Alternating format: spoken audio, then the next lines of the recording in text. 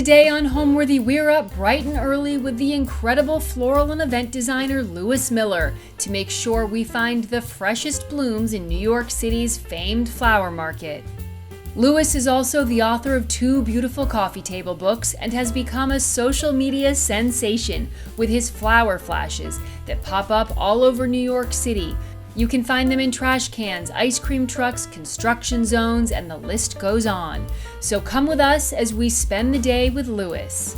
You're watching Homeworthy, where we believe every home has a story.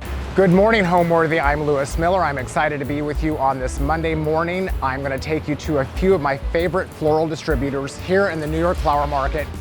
Then we're going to go back to my studio. I'm going to make an arrangement and do a little demonstration for you, show you around my workspace, and then we're going to pop over to my apartment for a very quick look at my tiny little home. So I'm excited to spend the day with you. Let's go.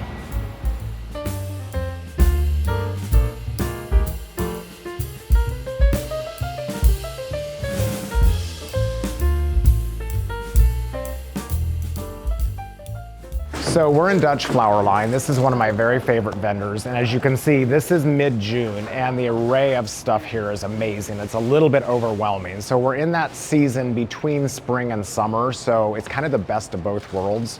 We have a lot of stuff here that's very textural, like this green wheat and this money plant. But then if you come up here, we have the more kind of robust feature flowers like the peonies and the dahlias. Like dahlias are usually a fall flower, but we're starting to get those in earlier. Like these are exquisite right now in these kind of fiery tones.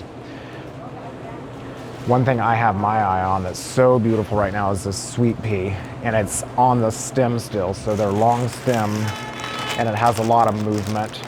It has an incredible fragrance. It comes in these hot pinks and these purple tones. So I'm looking for today, for the arrangement we're gonna make, I wanna do something in sort of summer jewel tones so that it feels bright but rich at the same time.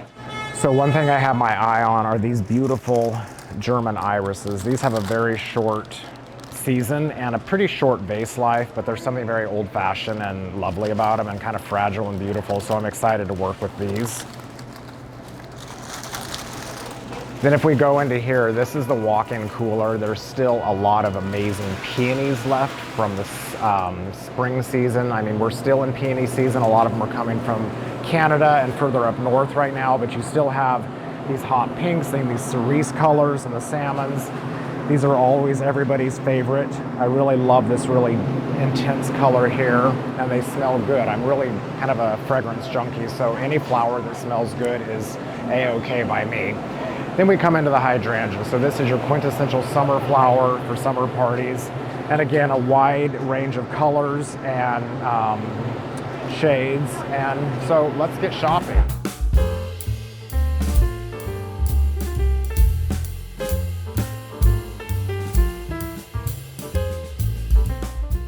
Okay, so I want to grab these because this is the last bundle here. This is called Eryngium. This is one of my favorite flowers. It's also called sea thistle, and actually when we go back to my apartment, you'll see my curtains have this printed on them.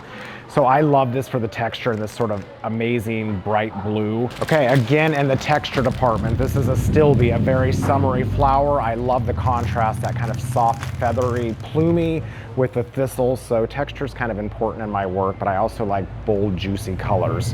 Let's go back up there and grab that bunch of iris before it disappears.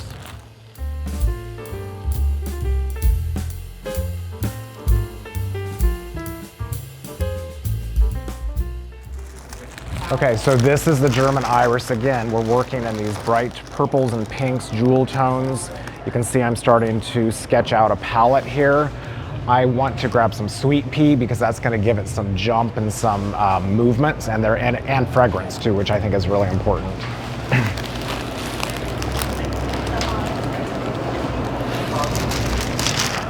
So I'm going to go with this purple. As you can see, it smells so good. It has 2 tones. It has almost a burgundy and then a brighter purple, so that adds some interest. And these pretty little pea shoots give a summery vibe to it.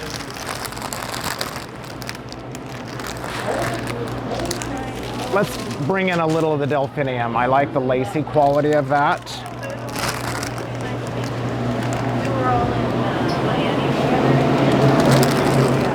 And then I need a big, robust focal flower, so I'm gonna go with peonies for that one. So there's these beautiful hot pinks. I'm gonna grab some of these.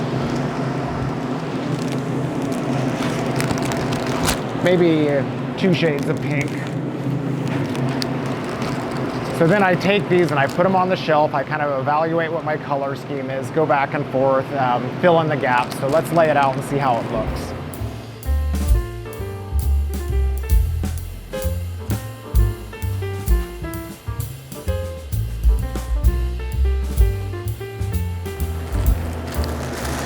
Okay, it's pretty, but it lacks a little muscle. So I saw this foliage out front that has a dark burgundy kind of flower to it. I'm gonna add some of that in here. So let me go grab that real fast.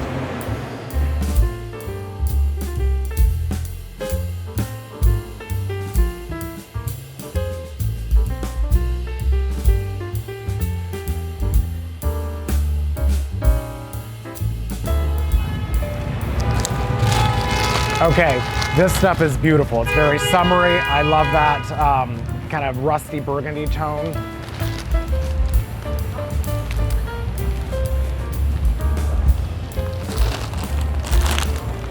And then the last thing I want to grab are some of these dark dahlias.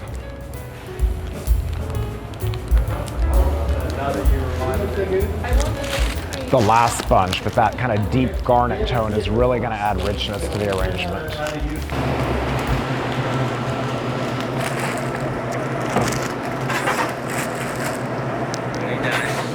Okay, I feel like we're almost there. It might be missing one thing. I'm not sure what it is. I feel like it needs something delicate and light just to soften it up. So let me do one more round and see what I can come up with.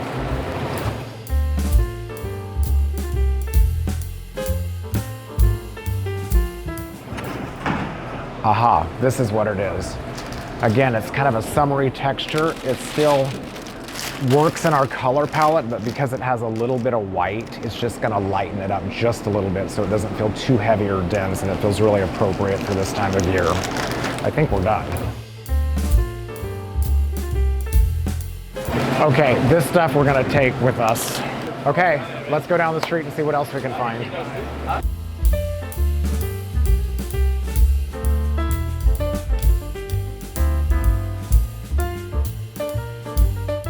I love this time of year because basically I'm a country kid and all this stuff is like roadside weeds. So we have thistle, we have this stuff called dock. These are just wild grasses, Russian olive, all this stuff you see growing on the roadside of the Long Island Express. So you would think it'd be cheap, but this is New York. But I do love that kind of wildness about it. So let's walk down the street. I'm gonna take you to a few more of my favorite vendors. This is a plant vendor, so here you can buy boxwood, you can buy plants for terrace landscaping. We routinely buy plants for some of our hotel accounts and different projects we're doing. These boxwood topiary are really great. The Russian olive plants. The begonias are very pretty this time of year. Oh, and then here's olive trees. These are lovely. These are not hardy in the Northeast, but they're great for summer terraces and plantings.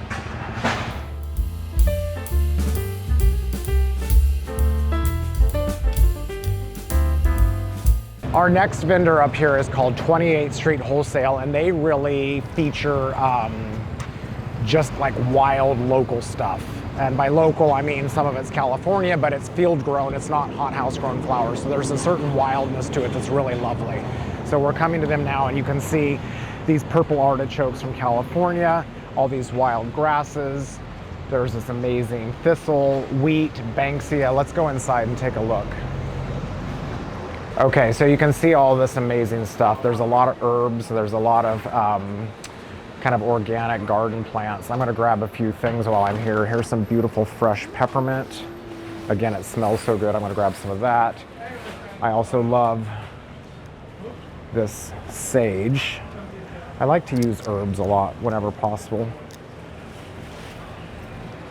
And lastly, some of these opium pods. So this is from the poppy, this opium pod, the opium poppy, which actually you can distill this down and make a substance.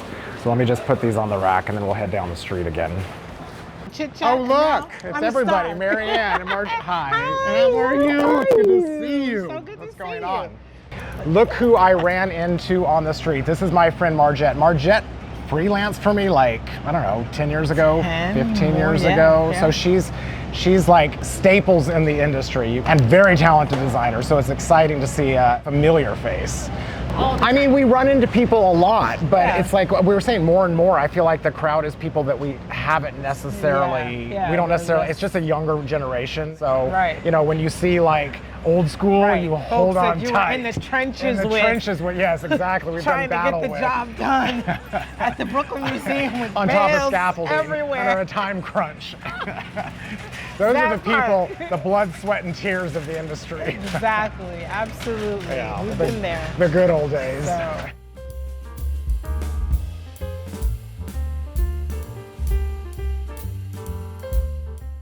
Let's pause here for a second and appreciate this amazing door. This is the kind of stuff I love. So as much as I love beautiful flowers and country weeds, when I see this kind of urban grit, this makes me want to do a flower flash here.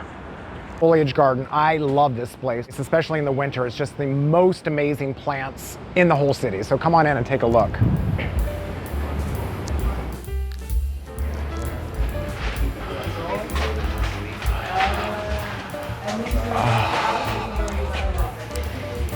Just smells like life in here.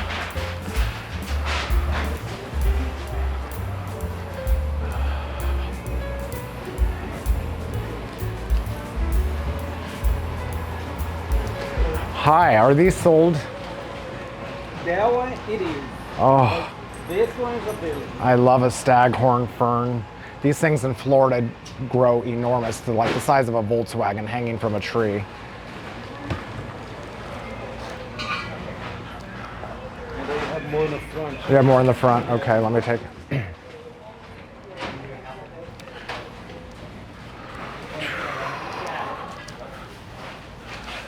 Then on the opposite end of the spectrum, one of my favorite plants in the world, this very delicate maidenhair fern, this bright green, it's very lacy. So you can see this is an extreme contrast from the staghorn fern. The secret to keeping a fern like this alive is lots and lots and lots of water. Medium sunlight, but just water. Water is life to these things. The minute they dry out, they're fried. And then this, I'm not a huge orchid fan. I mean, these are beautiful, but I am infatuated with these lady slippers. They look like little creepy shop of horror flowers, but they're so delicate and beautiful. And they come in these beautiful greens and burgundies. So this is really one of my favorite. And you'll see a lot of these in my studio and in my apartment. So I try to keep them in and around whenever they're in season. So my very favorite indoor tree is this. It's called a black olive. To me, this replaces the very popular fiddle leaf fig. They're so lacy and beautiful. They need a lot of sun, a fair amount of water. I have them in my apartment. They last forever. But I just wanted to show you this because they're not so popular quite yet. And I think we're gonna see them on a much larger commercial scale in the next few years.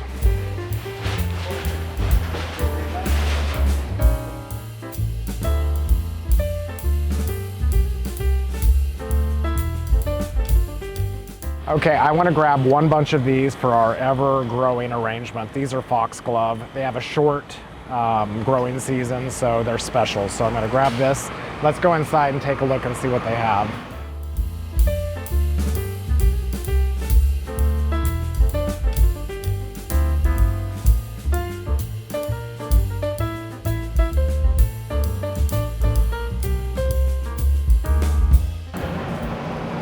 I love this cadmium red butterfly ranunculus. That color is so beautiful. And then we have the dark cotinus smoke bush foliage. This is a nice summery foliage. The green helleborus, that bright fresh green is pretty. I love black flowers. These are black calla lilies, so it's just such a cool, rich texture. Oh, and then these are amazing. These are, what are they called? They're called Jack in the Pulpit, flycatchers. So this is a carnivorous plant. so the little gnats and bugs get stuck in there, but they're just kind of creepy, crawly, and amazing looking. And then this is the LMD favorite flower, the anemone. But they're not really in season this time of year, so the quality is not as good, so I wouldn't buy these. They're really a spring winter flower.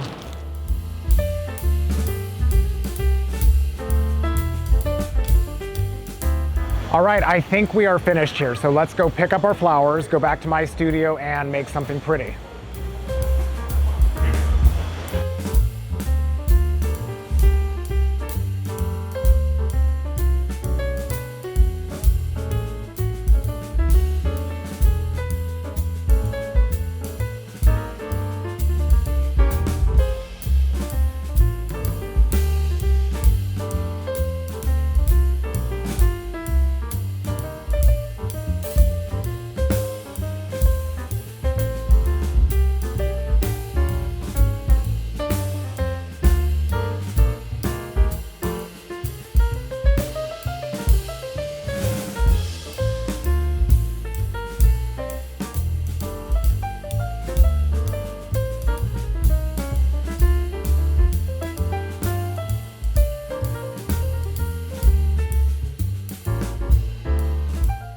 Good morning. Good morning, good morning, good morning. Oh, good morning, Manny. How was your weekend? Hi, Tawana. Hi, Jose. Hi, Mimi. Oh, thank you. Thank you. Hi, Katie.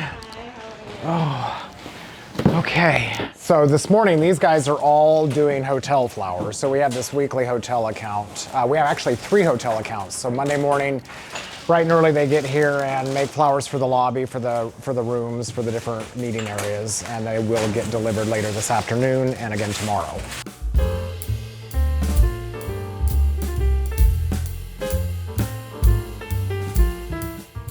So this is my office, and there's a lot of pieces that I've had for years that have moved around with me from studio to studio. This big long sofa here was in my apartment a while back. It's a John Darien piece and it's great. The dogs love it.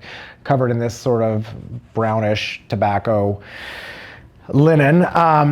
Over here is a pot rack that I got from Susan Parrish years ago at the Rhinebeck Antique Show. These are all from an old greenhouse in the Hudson Valley. So this is just, 20 years of stuff kind of all collected and made their way into this office. I love antiques. I love dogs, obviously. I love flowers, so I like coming to work and having all these things around me that make the day special. A lot of these pieces, they hold special meaning for me because they're things I've collected over the years. They've traveled with me from studio to studio, and it just evokes, relationships and times and periods and the art of the hunt and developing the business, the early days when it was all new and exciting. And it's still exciting, it's just not so new anymore. So it's nice to be in this office, almost 22 years later and see things that I've had from day one, again, like this pot rack and some of these antiques that are just things that are special to me that I have brought with me wherever I've gone, and they happen to be here right now. So this is my library, or a portion of it. I have a lot in my home in Florida, but a lot of my inspiration comes from design, interior design, gardens. There's some flower books in here, history, art books. I find all of these things to be inspirational for creating events. One book in particular, this is the flower book that came out a few years ago, and we were very honored to be featured in it. It is sort of the history of floral design from throughout the ages, from ancient Egypt on, right next to Constance Spry, one of my floral arranging heroes.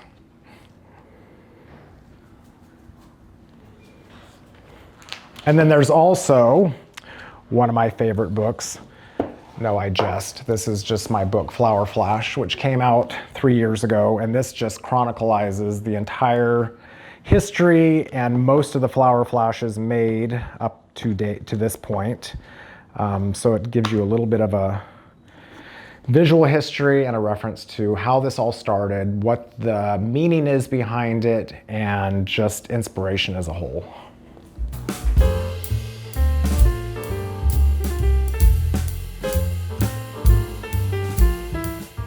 Okay, so let's find a container for our flower arrangement. We have a lot of stuff to choose from, so let's take a look.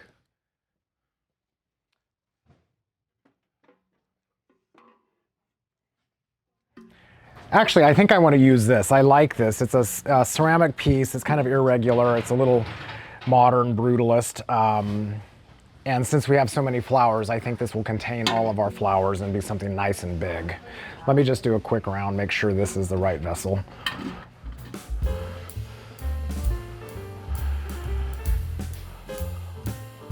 That one leaks.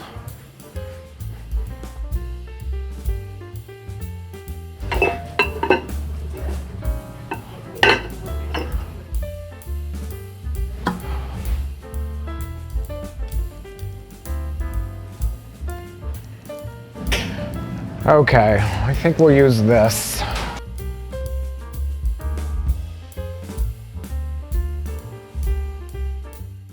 Unpacking our flowers, getting them cleaned.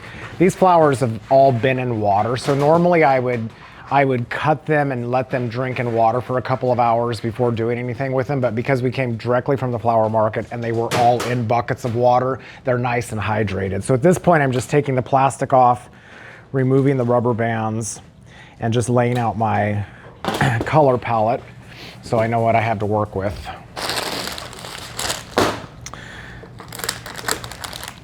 This is my favorite Eryngium here, the sea thistle.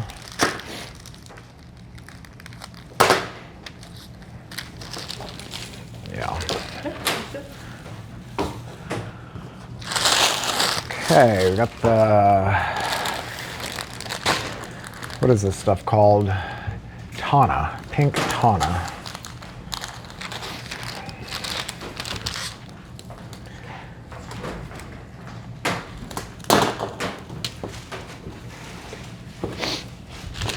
Okay. I'm gonna wait and hold off on the sweet peas. I'm gonna do those last because they're the most delicate. These dahlias, it's unusual to have dahlias this time of year, but in the last couple years, this is also what happens. So just so you know, when you open up a bundle of flowers, you're not, say there's 10 stems, you may end up with 7 stems. There's always some loss. And dahlias have a tendency to shatter, and that's what this is happening here. These petals are dropping off. So some of that's gonna happen, but I pull the ones aside that are still good. You just kind of give it a little tickle and get the loose petals off. They're also a little out of season. These are coming from Holland, and dahlias traditionally don't travel so well. So we're just gonna be thankful for the few that we get.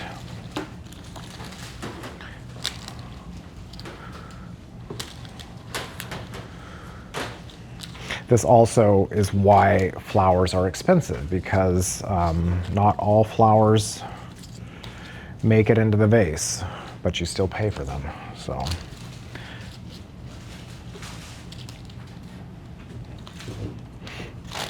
I mean, these petals are so pretty. I hate to throw them out. It just looks like beautiful floral confetti. But alas, we get over that quickly. Peonies. Everybody's favorite.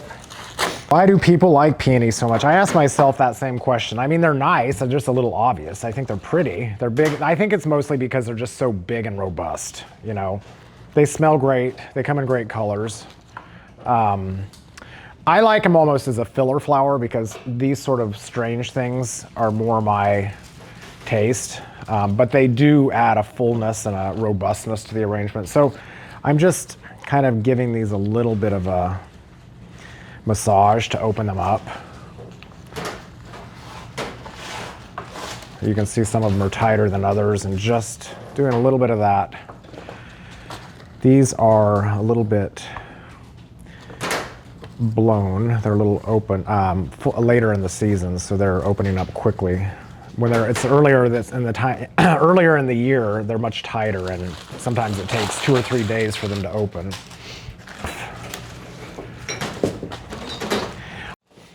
This red one's beautiful too. So a lot of times peonies come tight like this. Now this won't open up for another 3 or 4 days, and I just take the bottom stems off, or the bottom leaves off. I like to lay out my colors and really kind of figure out my color story here. Like I mentioned in the market, I'm kind of going for bright summer jewel tones. So it's rich and bright at the same time, but I think pinks and the pinks and purples always are really nice together. And I like, you know, bright flowers. I mean, flowers are meant to be happy and evoke, you know, an emotional response and evoke joy. So these bright colors, I think, do just that. These are bearded iris, also known as German iris. So I'm putting them in a bucket because their petals are really fragile and I want to give them some space. I'm just giving them a fresh cut, a nice 45-degree angle.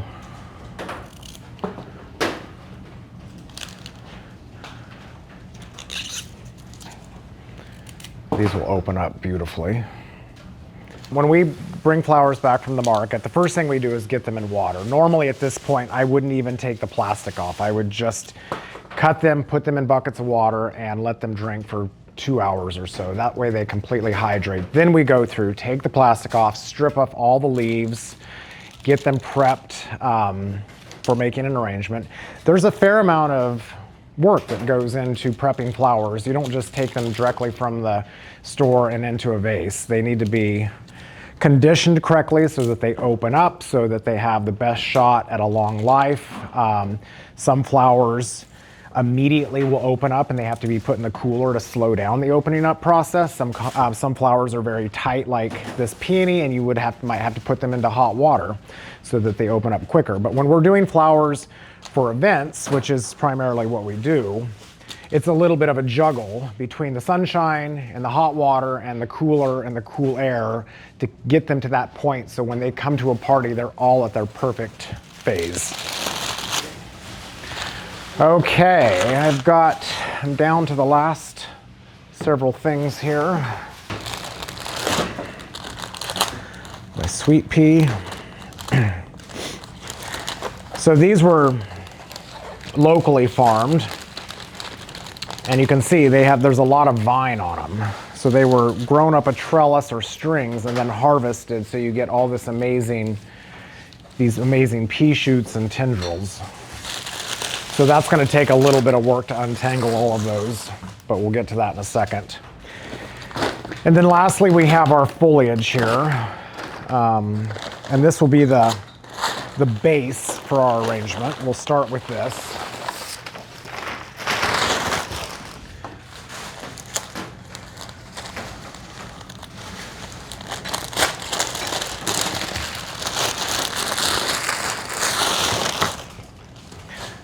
Okay, so I think we've got everything set here.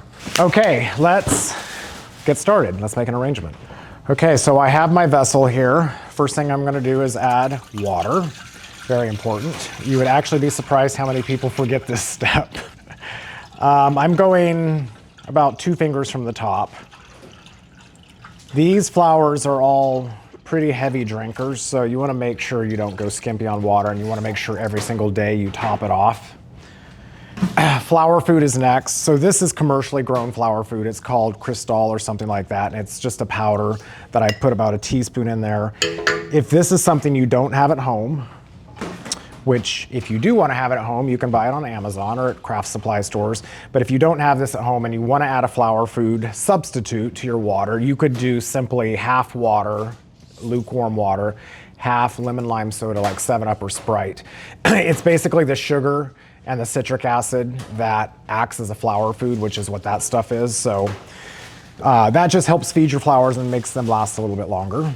So I'm gonna get started here. I've got this amazing display of stuff, but I'm gonna build my base out with this unknown branch, which we can't figure out what it's called, but it's very pretty. And really start to kind of sketch out my shape.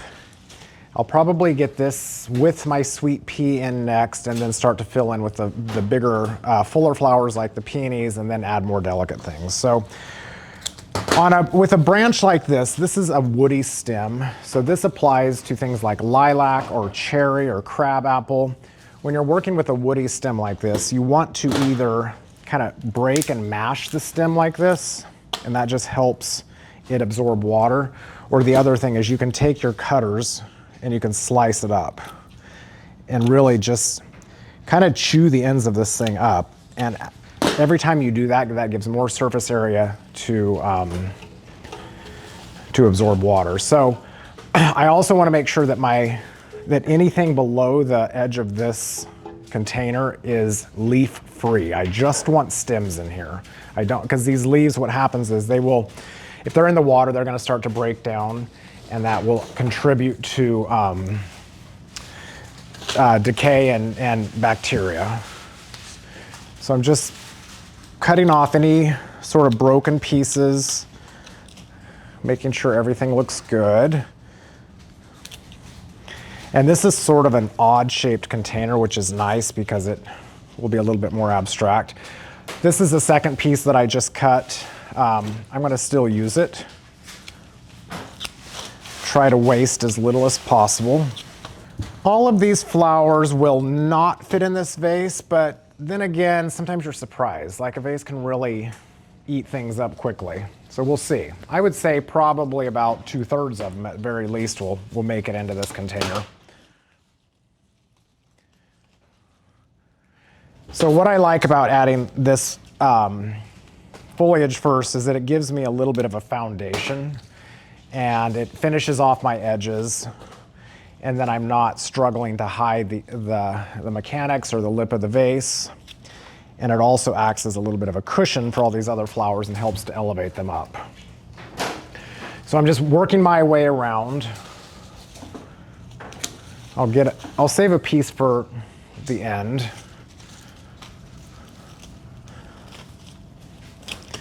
We can go ahead and have some be a little bit taller.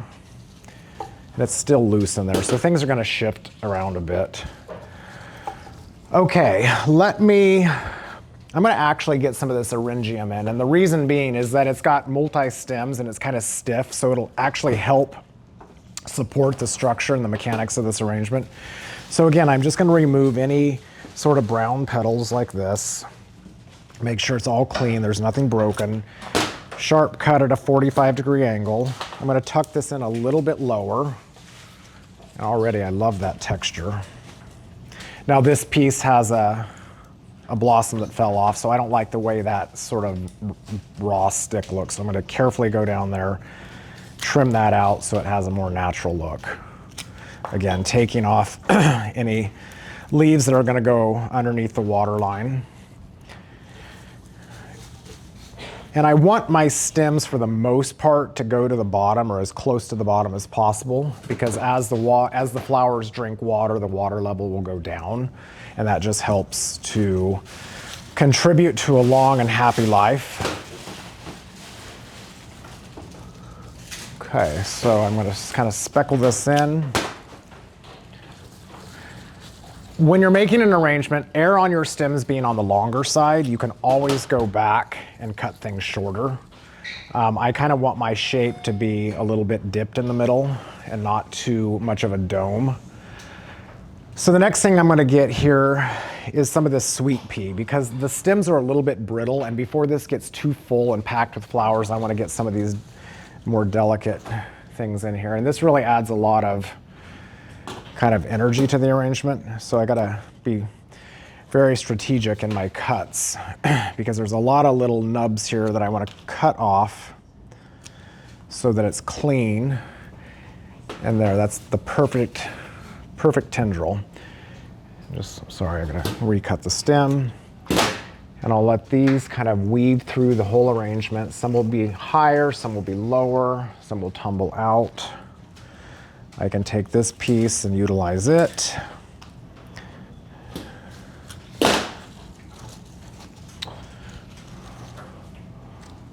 There's another nice piece. Again, I'm just removing any broken or damaged things. And I can kind of weave these pea shoots through the branches because I like the playfulness of the little tendrils.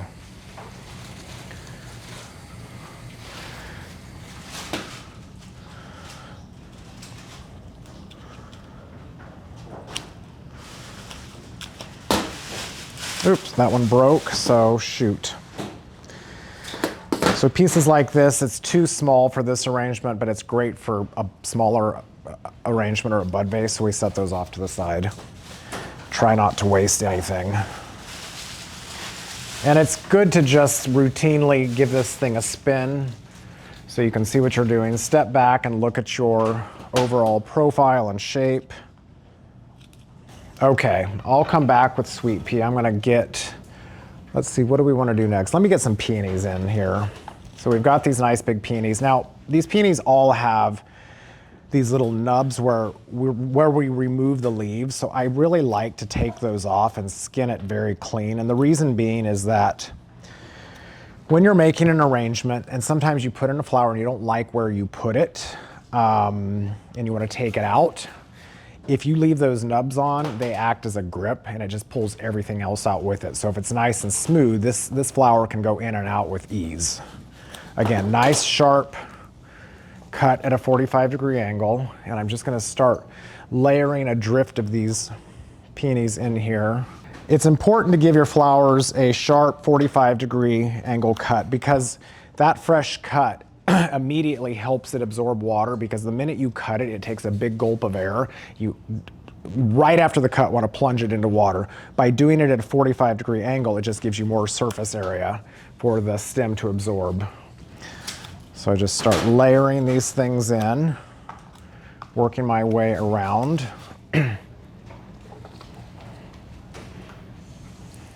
I have these peonies at different heights because you don't want everything at the same level. You want to create little nooks and valleys. And in order to have this sort of loosely packed look, you've got to have layers. If it's just one big, if everything's at one layer, it just tends to feel like a dome and kind of not quite as interesting that way.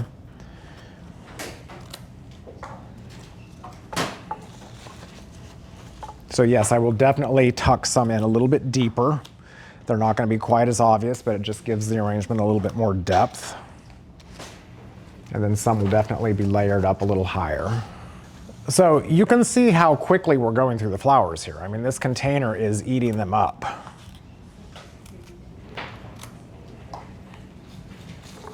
How long have I been arranging flowers? Gee, I think I started when I was in my early 20s, so that was a long time ago. Probably going on over 30 years. If you're constantly inspired, then is it inspiration? You know, inspiration comes in waves. I mean, I'm very lucky because I get to work with flowers, and I think one of the ways flowers stay inspirational to me is that I also live in New York City. So, you know, you go outside and it's all chaos and concrete. So this is just such a nice contrast. I mean, I am a creature of, I love contrast. So as you can see, the textural and the fluffy. But living in Manhattan, living in this urban jungle, flowers definitely are like the oxygen. So it keeps it a lot more interesting for me. I think if I lived in an area where flowers were just beautiful around you all the time, they may not mean quite as much. But I learned very quickly when COVID happened that a little bit of time without flowers and I was really jonesing for them again. I started the Flower Flash in 2016, and the idea of the Flower Flash was really, it was kind of a way for me to give back, doing something in an unexpected way that I enjoy, but it also, selfishly, it just kind of invigorated my creativity because, you know, we do wedding and event design, and these things are planned out months in advance. And so sometimes by the time you actually get there, you feel like the spontaneity and the joy of it's been kind of seeped out a little bit. So the Flower Flash is my response to that. It's not overly planned. It's these big, larger-than-life flower installations in the middle of an urban setting, primarily New York. And that contrast of the city with the flowers and these larger-than-life sort of displays that are just meant to evoke joy and be there for no other reason than to celebrate flowers and life. So that's fun for me because it also you know, a lot of my job, most of my job is spent behind the computer and behind telephones and on site visits and doing sort of everything but flowers. Like these guys all get to do the fun stuff, and it's hard work and they do an amazing job. But for me to do a flower flash is like me getting back into the kitchen a little bit, getting my hands dirty and just doing what I love to do. All right, I'm gonna get some of these nice burgundy dahlias in here. I love the richness that kind of ruby color adds to it. I'm doing the same thing with these, just taking off these little nubs. And these kind of feel like little, you know, fireworks almost. So I'm gonna let some of those be a little bit taller. I can keep building up my shape. Do I have a favorite flower flash? I mean, I really like doing the waste bins. I think those are kind of my favorite. And these New York City trash bins are a dying thing. They're on their way out, so they're not going to be with us any longer very soon. So they just feel like larger, you know, again, like larger than life vessels on the street corner that just are bursting with 12-foot tall displays of flowers. I also like doing a flower flash against a graffiti wall. Again, it's like I like that sort of contrast of the urban ness and the softness of flowers. Every once in a while, you just need to stop and step back and take a look at your shape. I tend to squint so you can look at the profile, and if you've left your stems long, you're free to move things up and down as you need to. So let's get some of these iris in here, and I kind of want those to be tall and important and kind of come over top everything else, and this will open up really beautifully. Get one of these more open ones in there. Now that I'm almost finished, I'm gonna just make sure the water level goes all the way to the top, because it's tricky with these opaque containers. You don't know how much water you actually have in here. And I didn't want to fill it too full from the beginning, because as I added flowers, it would take up space and then it might overflow. Okay, so that is almost there. Now I just like to give it a little bit of a jostle. Just get in there and just like sort of mess it up a little bit. Flowers just fall into place where they should. When choosing flowers and creating a color scheme for an arrangement, I like to follow the color wheel and really keep things more monochromatic. So in this instance, it's more cooler tones, the purples and the lilacs, but then it can merge over to the pinks and the reds. I wouldn't necessarily take a color scheme like this and add orange or yellow to it, because then I think that's too jarring. So the colors are all monochromatic, but it's still very interesting. It's not working just in the purples and blues. It's not working just in the pinks and reds. It's kind of straddling those areas on the wheel. And also just looking at flowers themselves, you know, like one flower can have a lot of different little variations of tone. Again, like this sweet pea has the lavender and that darker plum tone. It picks up nicely with this kind of plum rust tone. The foxglove is pink, but still has some purple streaks in it, so it just ties all these flower colors together. Are there any flowers I stay away from? You know, the minute I say I don't like a flower, then the next day I end up using it. So I try not to be a flower snob. I try to stay away from flowers that are really dramatically out of their season, like using peonies or lily of the valley in August. They're expensive, the quality's lousy, so try to embrace the seasons. And then just really be open. Like, you know, flowers are a short-term love affair. They're dead in 3 or 4 days anyway, so it's not like you can really make any dramatic mistakes. My favorite flowers, well, I tend to love flowers with fragrance. So gardenias, sweet pea, lily of the valley, freesia. I love the black and white anemones. That's a winter flower. I use a lot of those. But it kind of varies. Like, you know, flowers are like my dogs. I don't know which one I like the most. Some days, some are better behaved than others, and then they're my top pick. So we're done.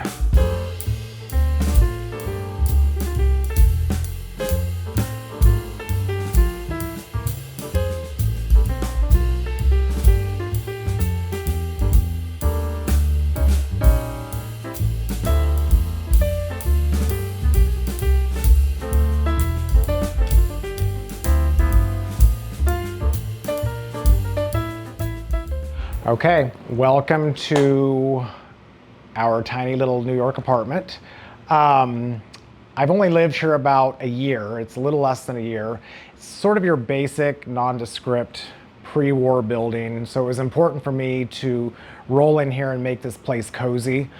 We're only here about 6 months of the year, so it's more of a summer place, and it's just me and the 3 dogs. So the first thing I did was to paint the walls with Faro and Ball drop cloth. And I wanted to choose a color scheme that felt warm in the winter, but it wasn't so heavy that in the summertime it still felt fresh. So I really kept things neutral here. Unlike my Florida house, which is much more colorful, this is really kind of a study in army greens and taupes and blues. And really it's just all designed for the dogs. I got this sofa from Howe in London, and it's an old, it's not old, it's new, but it's English oak, and then the upholstery is actually World War I vintage army canvas, so it's basically indestructible. This piece here is a Swedish, or well, they said it was Italian, I think it's Swedish, a piece which is great for books. It just gives some scale to the room. I have a tendency to love Gustavian pieces, or pieces that have almost a primitive, worn look to them, so you'll see that, as well as like that blue French table, or anything like this stone coffee table. This is a what they call an Indian wedding table. It's basically like a folding table for celebrations that just pop up, and so it's very simple and unassuming. Yeah, I mean, it is what it is. It has great views. I've got my tree that we saw in the flower market here. This brings the outdoors inside. Probably my most valuable thing in here is my 2 unicorns. I bought those in London 3 years ago, and they are hand-carved 17th century with whalebone horns. So that's kind of the mascot of the room. It's a small space, but there's no wasted space. So really, to create the sense of space, I've got the 2 big structure pieces on the ends, the sofa and the cabinet, and then it's anchored on the corners with lamps or a tree. And I actually have 7 or 8 people here every Wednesday night for a church group, and we have our discussion for 2 hours and eat snacks and play with the dogs. So it's small, but it's still very functional. Obviously, I don't do elaborate dinner parties, but like I said, we're just here about half of the year, so it's kind of just a place to sleep and then go back to work in the morning. I think it's very important to get as much storage as possible. So for me, a piece like this, which actually looks like an entertainment center, but I, like everybody else, just watches TV. I just watch TV on my iPad, but this is great for just storing books, odds and ends, anywhere I can stash stuff. It's very important. Storage is key, but you have to be very wise. Like, obviously, everything that came into this apartment was something I love, something that's important, or something that's necessary. So there's not a lot of extra stuff, and I'm forced to think about everything I bring in, because if one thing comes in, another thing has to go out. These cacti, I mean, for me, like just my general aesthetic, we're in a very urban area, obviously, and we're overlooking Hudson Yards, but I do like this feeling. It's masculine, it's cozy. I like the plants, the terracotta, bringing in the cactus, and this is a low light corner, but I like this collection here because these are virtually indestructible. They will live with very little attention, whereas my black olive tree needs all the light it can get here in the corner, so that's why it's there, and it gets all the sunlight all day long, and just really helps to bring freshness to the space. I have a ton of plants in here. It is crucial for me to have living stuff. Again, it's like all the things I love most in this world: dogs, antiques, plants, and flowers. So I need them around me all the time, and especially in New York City. I'm so lucky with this view that I look out onto the Hudson River. It's got the most amazing sunsets, but I want it in here to feel like I extracted the park, brought this inside. Just gives you this feeling of relaxation, oxygen, and decompression, and it just makes it feel like home to me. I can't imagine a home without any of those elements: plants, dogs, a beautiful fragrance, books, art, and antiques. Most of the stuff here are finds from the Greenwich antique shops to the Rhinebeck antique fairs. I bought this chair. It's an Art Deco chair covered in this beautiful blue velvet from a store in Hudson Valley. So while I have a lot of antiques, I love these 2 brutalist paintings, and they just add some nice abstract and kind of masculine quality to the space. The most important thing for me in this apartment was investing in really beautiful drapes. So these were custom made. This Katie Leeds papyrus fabric, again, it's got a botanical theme to it, with this nice blue zigzag grosgrain tape. My friend Matthew Coles, who's an interior designer, helped me with the curtains in this place, and this was significant in that it just really customizes the room. It just makes the ceilings seem a little bit taller because it gives that vertical line and just softens all the kind of genericness of these just standard apartment windows and warms it up considerably. So, you know, in a small space like this, I still think it's really important to have layers. And so I literally layered the rugs. This is just an inexpensive Wayfair natural fiber rug with a cotton rug on top of it, so it gives you a little tension between the woven and the natural fiber. Anything with a patina or a natural element, from the lamp that's wrapped in rope to these sort of rusty, velvety pods from the sumac, to these antique armchairs here that are covered in sort of a raffia rope seating.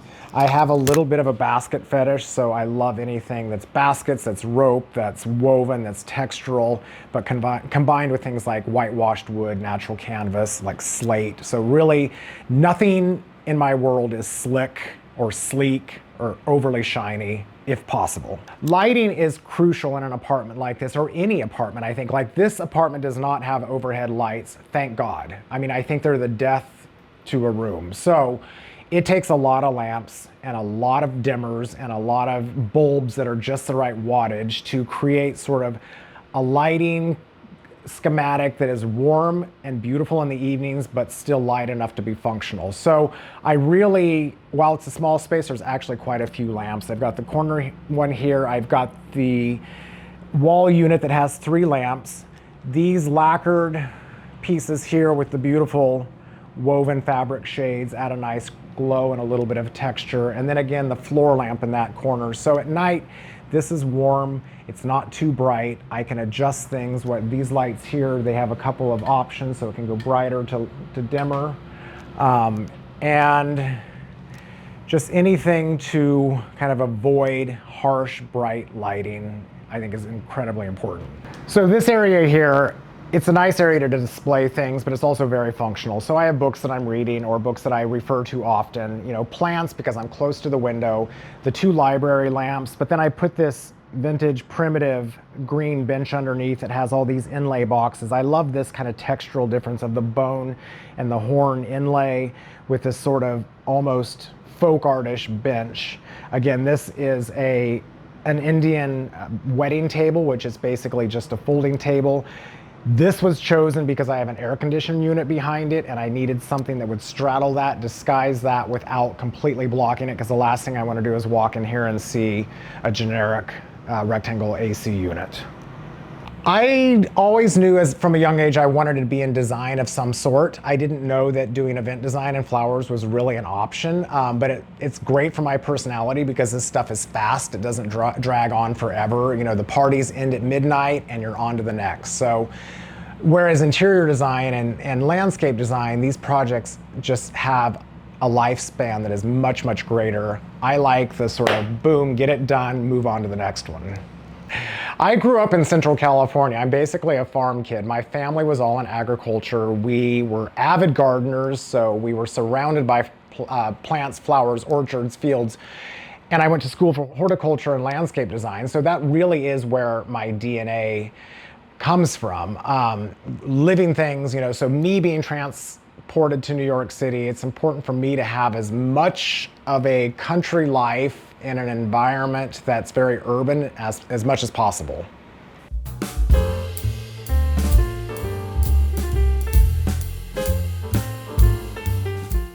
So this clearly is my kitchen. I have lovely dinner parties for 2 people right there at the counter, but most important, this is the dog buffet. We got the very generous treat jar and the raw hide sticks. Like I said, it's all about the dogs, what can I say? This is the kitchen. I have lovely dinner parties for 2 people right there at the counter, but most important, this is the dog buffet. We got the very generous treat jar and the rawhide sticks. Like I said, it's all about the dogs, what can I say? Like I said, it's all about the dogs, what can I say? So this is great because, you know, it overlooks the living room. I don't cook or entertain much, so I don't need a lot of cabinet space. I don't need a lot of counter space, but it's perfect for a single guy. What do I eat? Thistle. It's my new food plan that I actually even haven't used yet. What do I eat? Like any New Yorker, I tend to rely heavily on Uber Eats or Seamless. So it's a lot of takeout, or, you know, if I'm cooking for myself, it's generally yogurt and peanut butter. This is an antique mirror I got from that I purchased from Jason Home about 5 or 6 years ago, and it's old mercury glass that's, is it concave or convex, like when it comes out? Anyway, it just adds some light and reflection to the space. This crazy orchid I've had for almost 2 months now, and I can't bear to, I'm gonna be very sad when it leaves me, but it's this, you know, beautiful speckled brown and lime green.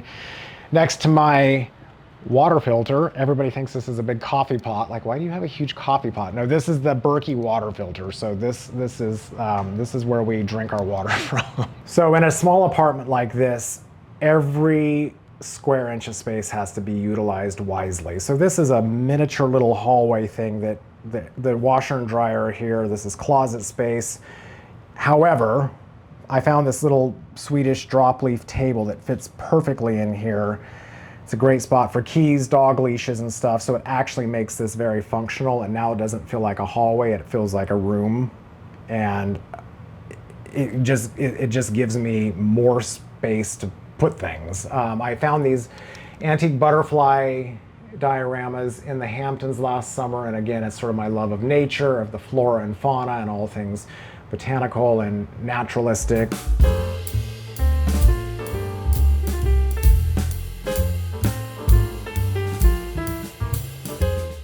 So this is my bedroom. I wanted sort of an old-fashioned, almost monastic approach to the bedroom. Like, it's clearly about sleeping. But at the same time, you know, layers and warmth. So bringing in the antiques, this old dresser here, the Piranesi prints, I can't do anything about that. That's the bane of my existence. But if I take it off or cover it up, I'll get in trouble. The bed, what can I say? It's a simple early American style bed. Having custom made curtains and drapes was really important. And these beautiful drapes here have the Eryngium flower on them. This is the flower we saw at the flower market. So this beautiful Eryngium print with this great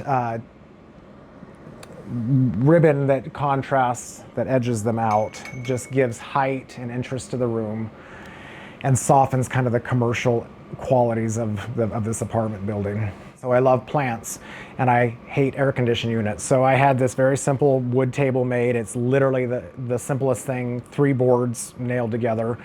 It fits right over the AC unit. It acts as a shelf for plants or books or objects, whatever. This antique folding screen, it's a mirror, a vintage mirror, very mercury glass. It's great because it livens up a dead corner. It acts as a full-length mirror and just reflects the light and the sunrises and the sunsets as you walk in, and just kind of gives life to this corner of the room. So making a bed, especially when you have 3 dogs, again, I continually go back to that because this is all about them. White sheets and white duvet covers are not the best choice. This John Robshaw piece I love. It's velvet on one side, it's just cotton twill on the other, but this beautiful mossy green. This is Caravane printed quilts, which I have so many of these. The crisp blue and white Ralph Lauren shirting stripe fabric is great for summer. My friend Faustina Pace in West Palm Beach makes these amazing pillows out of vintage French and Belgian linens, so those are great. This piece here is not so great, but in about 3 days, this is going to be covered, replaced with something the same size that's the same thistle fabric as the curtains. It just didn't get here in time. I have the 2 pieces of art here. This landscape, which is quite small, and I kind of like the Spartan quality of it, and then across the bedroom is the much larger library photograph of the Roman library. So you got a little interior, exterior, then the Piranesi print that's over the dresser. So baskets are very important. I love baskets, and lidded baskets that act as storage is important. Here are more of these World War I Army baskets that I bought in Paris about 20 years ago. And they're great because there's shoes stored in there, there's sweatshirts in there, just more storage. Anywhere you can squirrel things away is a good thing. There's a lot of similarities between my office and my homes because it's all my lifestyle, you know, and stuff had all these pieces are things that have went with me from apartment to home to office to Florida to back again. So things are always shifting. You know, I think when I bought these baskets, I think I have a total of 7 of them, and 3 are here, 4 at my office. There might even be a few in Palm Beach. So yeah, it's pieces that I've loved, and over the years, some pieces have not made the cut, and other pieces I'm like holding on to them because they're kind of irreplaceable.